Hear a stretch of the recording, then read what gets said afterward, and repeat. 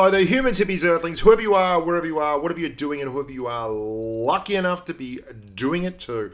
I'm Bushka on Blitz, and I'm back with a much anticipated review of the new T6 Dracula, the second tank that Wargaming in their great wisdom have seen fit to put in the Halloween event. The Helsing we reviewed yesterday, and I'm having a look at the Dracula today because bloody hell, a heap of people asked for it. So I jumped on board the paint train and started running games in this thing. And it wasn't actually much of a pain at all. It was a sheer pleasure. The tank, let me get this out of the way right away, is not overpowered at all in any way, shape or form. And much like the Helsing, it's a hell of a lot more balanced than the people who like to scream from mountaintops like their hair's on fire would have you think.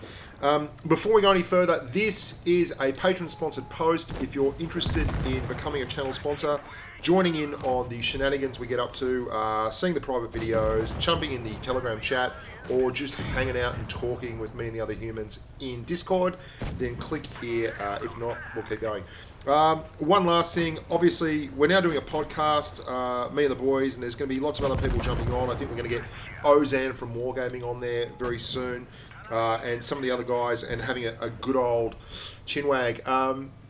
That's now been accepted, validated, and put on iTunes. So if you're keen to find out where that is, go onto iTunes into your podcaster and have a field day. Just search on Bushka. I'll pop up. There's also a feed on my webpage, www.bushkaonblitz.com/podcast. Now you can see here that this thing flies, and that's the primary driving factor for me in driving this tank. It's something else altogether in terms of pace, and I love fast tanks. I'll get that out of the way. Its gun handling is mediocre at best. You're looking at a tank that has all its eggs in one basket, namely speed. And has not really bothered putting much else in any other basket at all. It pumps out the battlefield at 65 kilometers an hour, and it gets there awfully fast. It has 50 degrees of traverse and 48 degrees of traverse on its turret. 50 on its tracks, I should preface that by saying. And you can see here, it goes around the slow stuff so quickly and so efficiently, despite the fact that it is big as a house. It goes around like a whippet. That's the good stuff, and that is obviously the best part of the tank. The mobility and the ability to use that mobility in a timely manner is superb. It will get you into trouble, but it can also get you out of trouble. If you know how to drive, having a tank with this kind of pace is absolutely electric. And you can see here, we've got all kinds of enemies trying to find us. We're going to take a hit from the IS, but we put one into the Type 62, we put another into the IS, and we're gone like a ghost. This thing moves mountains in terms of speed. It's paper thin in the armour category. It really is. You've got to utilise that speed to get flank shots, and you've got to be adventurous, and you have to be not so much a YOLOer. You've got to be quite clever about the way you see the game and your mobility and how you use it. The gun is not that great. Tier 7 is a funny tier, and I've said this before, and if you've been watching the channel for any length of time, you'll know this. Tier 7 seems to be the DPM pinnacle for mediums. Tier X is obviously great, but at Tier 7 you have tanks with 2400 DPM, which is the same as the T54, the M46 Pat, and the Leopard PTA, which are all Tier 9 mediums. And yet the Tier 8 mediums top out with tanks like the Indian and the Cent one, and that, which are all around 2,000 damage per minute and are not particularly great. This is 1800 DPM, which is very much like a low-end Tier 8 medium, which is not saying much, like the Type 59 or something like that. And your AP pen's pretty pants, it's 155.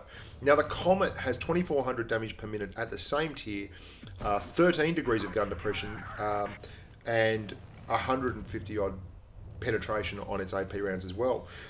Where the Dracula does pick up some points though is the pen on the APCR.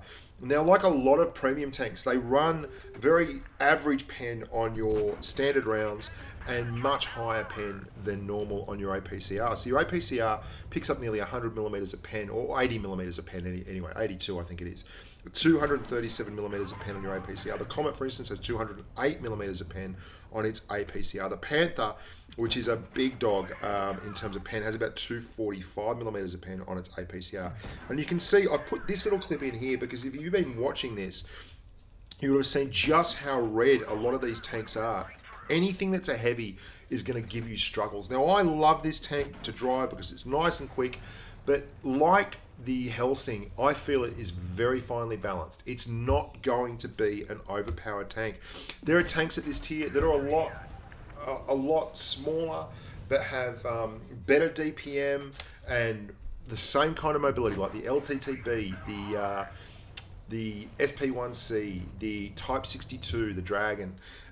Those are all tanks that also have light tank camouflage, which this doesn't. This is a medium tank, and it's big as a house. So I'm not sure what the camo numbers are, but unless the artwork on it, which is absolutely excellent, and I love the look of the thing, is otherwise mistaken, and it's like some kind of special stealth coating, like a Teflon-like anti-radar thing on the outskirts of it, it's going to be pretty easy to spot as well. Now, the gun depression is nice. 10 degrees of gun depression is always going to get the job done, and you can use that. You can use it to be effective. What the tank has going for it, obviously in spades, is the mobility, and you're going to see through the next couple of games, we're going to have a squiz at just how aggressively I drive this thing. I mean, I put it in situations all the time that are pretty silly situations, and just see if it can get me out of them. It's almost like a truth or dare thing with the Drac, and I love driving it like that. And I call it the Dark Knight because it's a giggle. It's fun to drive, and at the end of the day, if you're having fun driving a tank, that's all that matters. Drive the thing, enjoy it. There's very few of us in the game who are going to make any kind of headway in our win rate, just saying, oh, look at my win rate, what do you think of that? No one cares what your win rate is, and you're the only one really that cares what your enjoyment factor is. And if you're driving the Dracula and you're enjoying it, don't care too much. I mean, there's stronger tanks. You get in trouble with the speed. Like, look at this thing is flying along, and if I hadn't run into that tank, I was going another 10 meters forward, right past that SP1C. I'm going to flog around here, get stuck in the area at the back, and I'm just going to worm my way out of trouble by basically moving about the place, hiding, putting rocks between me and the enemy. I've run in this VK2801. I'm going to try and hide from the rest of the guys behind me by getting behind these rocks, and you're going to see a few shells bounce around here as well, because he's going to be perma-spotting me the whole time as well.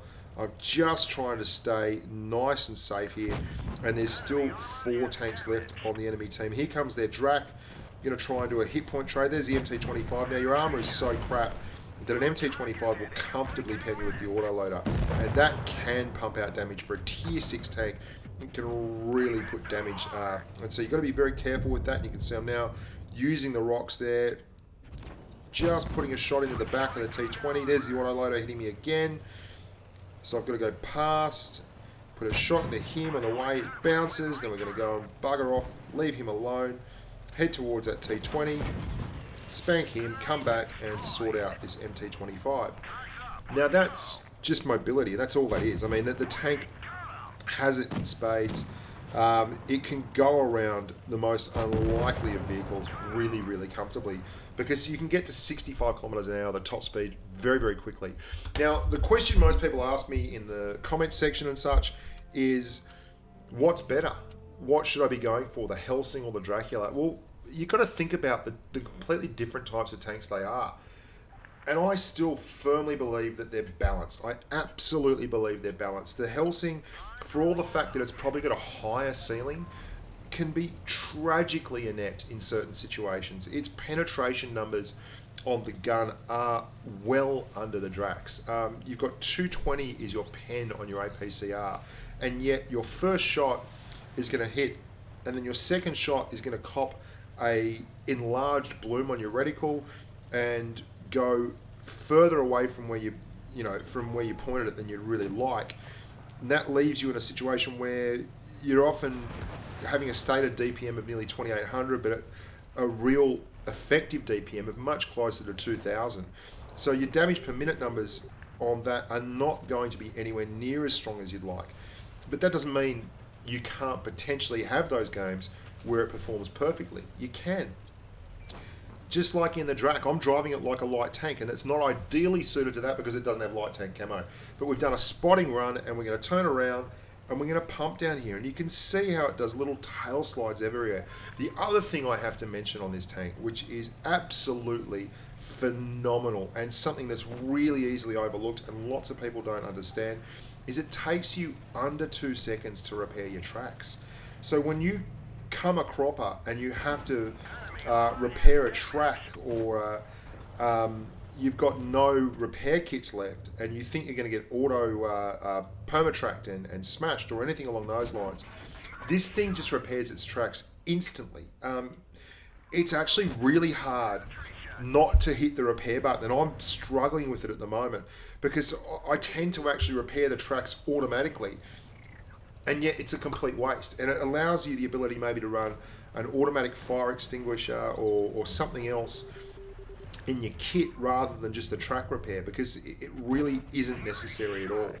And you can see here how much I move around in this tank, like how I constantly relocate. I'm driving it like a madman, and it's fun to have a tank that you can drive like a madman. Both of them make good credits too. If I had to take a guess, I'd say somewhere around 155, maybe more like 160% as a credit coefficient, possibly a touch higher at 165. It's certainly no T3485 Victory or a Lerva, or a Super Pershing for that matter, which is now just about the highest, but it really puts out more than enough credit earning capacity to pay its way. And I love those slides. It's just a gun. And you've seen here, we've driven around, and we just keep putting shots in. That's the joy of this tank. And there's going to be a T44 is going to pop on the top of this hill in a second. And we're basically going to pop out, try and get a shot on the Drac. And the 44 is going to turn up. Now you can't pen this. We switch and we pull back, and then we're going to lead him a little bit. And we've got a much faster rate of fire. We've got 8 rounds at 225 alpha. Now that's excellent alpha for a tier 7 medium. That's something else that you should consider when you're looking at this tank. And then we're just going to take off. We're going to do a drive-by on the Comet, and we're going to be over here killing the Type 62 while that T44 is still going around the back through our spawn. Hit him, turn, come back around, and be back involved before the 44 is really gone and done anything. That's the mobility of this tank when you drive it aggressively. So you've got 8 rounds a minute on your gun, 225 alpha, 0.39 dispersion, and 2.2 second aim time. So as I said, none of those are super positive things. But the good stuff about it, 1200 horsepower engine on 33 tons, 250 spotting range, which is excellent as well, and it's one of the reasons why I run a rammer, vertical stabilizer, and optics on this, as well as double rations. Look, the Dark Knight's a great fun tank to drive. When you drive it aggressively and you drive it well, it's got much better pickup than any other medium in its class. It gets to its top speed much quicker, and it makes credits. You can see there that it's making plenty of credits, firing a fair bit of APCR and everything in a tier 8 game. It's going to struggle against tier 8 heavies that are entrenched and frontally, but most mediums will. Like you can't take on tier 8 heavies front on without taking a big ass chunk of damage. But for all that, I recommend it. It's my favourite out of the two.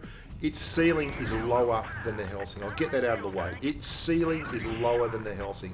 Its best game is not going to be anywhere near the best game of the Helsing, which in the right situation can just be brutally effective, but has a lot of things about it that mitigate that effectiveness. And like most tanks in the game, when things go their way, they can pump. When they struggle to go their way, they can't. And that's what makes a tank overpowered. When you've got a tank like the T54, for instance, that can play like a heavy tank, have the mobility of a really fast medium tank, the camo of the best medium tanks, the DPM of the best medium tanks, that's when you get an overpowered tank. The Helsing and the Dracula aren't that. They are specifically good in specific situations and very poor in others. And that's great, because I think if they were over the top, it would be very unbalancing to have everyone just suddenly start driving the same tanks. I'm Bushka on Blitz. I hope you liked that. I know it was needed. Heaps of people have been asking for it. I enjoyed doing the video. We've got a lot of videos coming up. We've got a Pioneer platoon, a couple of 8100s, me and Aegon running those. We've got a Waffle Tractor review, a Churchill 1 review. We have an IS review. We've got a short review on the Jackson. We have a couple of games from one of them from my good mate Luzak, who came first in, or second rather, in both the Tier 9 and Tier 10 shoulder and wonking comps. And as always, I'll be popping out the podcast like nobody's business. So look after yourself, humans. Look after your family. Enjoy life. Live it to the fullest and stay safe on the battlefield.